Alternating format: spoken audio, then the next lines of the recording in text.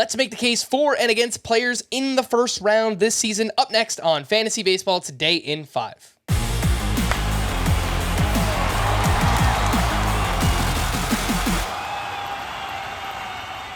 Welcome into FBT in 5. Today is Wednesday, January 4th. I am Frank Sanford, joined by The Welsh. Make sure you follow him on Twitter at IsItTheWelsh. The top 4 picks right now, according to early NFBC ADP, Trey Turner, Jose Ramirez, Ronald Acuña, and Julio Rodriguez. Welsh, you must make the case for one of those players.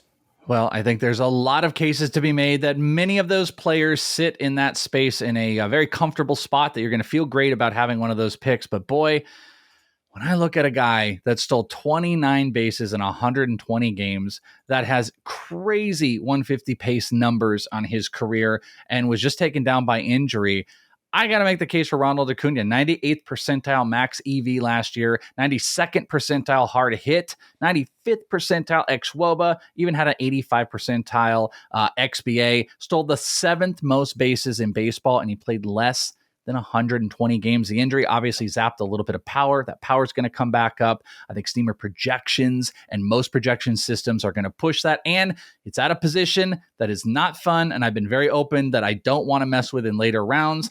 That yes, shortstop, yes, third base for the top 2 guys makes a ton of sense. But I'll make the case for Ronald Acuña Jr. jumping right back in this year, getting my outfielder and getting all them stats.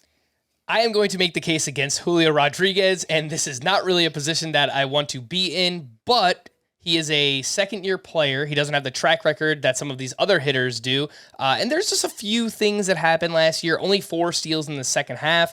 Is he going to run as much heading into 2023? Hit the ball on the ground a little bit more than I'd like to see. And the sophomore slump thing, do I actually think he's going to slump? No. But can he regress a little bit because pitchers are doing differently against Julio Rodriguez? I think that's a possibility. Again, his upside is sky high. He could be a 40-40 hitter. He could be the top player in fantasy baseball. But I think the floor is a little bit lower than some of the other players going in this range. So that is the case against Julio Rodriguez. Picks 5 through 8 in the first round, we see Aaron Judge, finally, Kyle Tucker, Bobby Witt Jr., and Shohei Ohtani. Welsh, you are making the case once again for one of those guys. Well, I'm going to make the case for Shohei Ohtani, and I'll preface it that if you play in a league that is daily moves and you have an Ohtani that does not have to be 2 separate beings, then this is a case for him being the number 1 overall player, because that's what he is. He's the number 1 overall player. But if you do play in a world where it's weekly and he's most likely going to play more as a hitter, or you have to play in one of those places that refuse to make him 1 player and have to keep him 2, and you got to drop the hitter still works. 34 homers, 11 stolen bases, 90-90 as a hitter, hit 275 this past year. He lowered his K rate to under 25%, 97th percentile average EV, 98th percentile barrel rate. The only really negative case against him as a hitter is he's a util. He's a phenomenal elite player, and when you consider that he is 2 in those formats, I don't really have to make the case for him in this tier. I can make the case for him number 1 overall. Shohei Ohtani still a pretty good bet. Bobby Witt Jr. is an awesome young player. I think he's going to continue to get better, but I will make the case against him going 7th overall. I think in some non-industry leagues, not outside of the NFBC, he's probably a borderline first-round pick, maybe an early second-round pick, but if someone wants to take him 7th overall, the case that I would make against him is that it feels like you were really drafting for a ceiling outcome here. You're not baking in enough risk. The batting average is a little bit lower than you'd want from a first-round hitter. He hit 254 last year. His XBA was 252. Of course, he can get better. He's still a super young player. It wouldn't surprise me if Bobby Witt Jr.'s batting average does get better. And the Royals lineup should improve. You know, they got some players there. They got MJ Melendez and Salvador Perez and Vinny Pasquantino, but still lots of unproven talent. So the lineup around him, the context is not great. It's a really bad ballpark too. So those are some of the things against Bobby Witt Jr. I still think he's an awesome player, but 7th overall seems a little bit too high for him. Last group here, 9 through 12, we see Juan Soto, Mookie Betts, Vladimir Guerrero Jr., and Yordan Alvarez. Welsh, you are back up.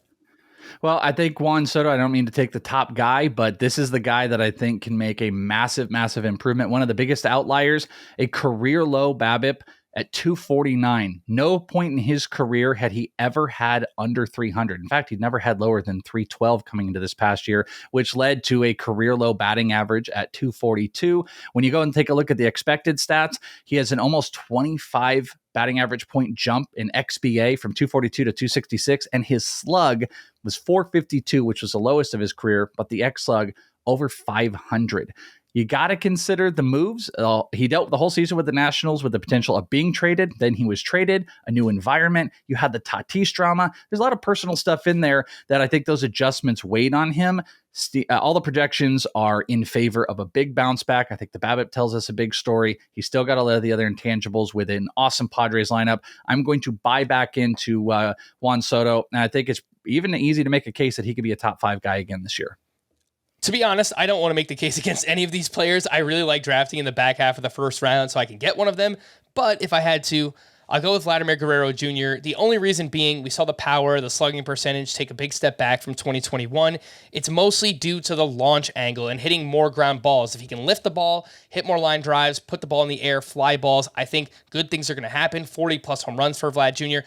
But that inconsistency in launch angle, it's something that can hold back the power a little bit at times for him. And there's other really good first basemen, Freddie Freeman, Pete Alonso going just behind him as well. I love Vlad, but I think that's probably the case against him. For more extensive fantasy baseball coverage, listen to the Fantasy Baseball Today podcast on Spotify, Apple Podcast, the Audacy app, or anywhere else podcasts are found. Thanks for listening to Fantasy Baseball Today in 5, and we'll be back again tomorrow. Bye-bye!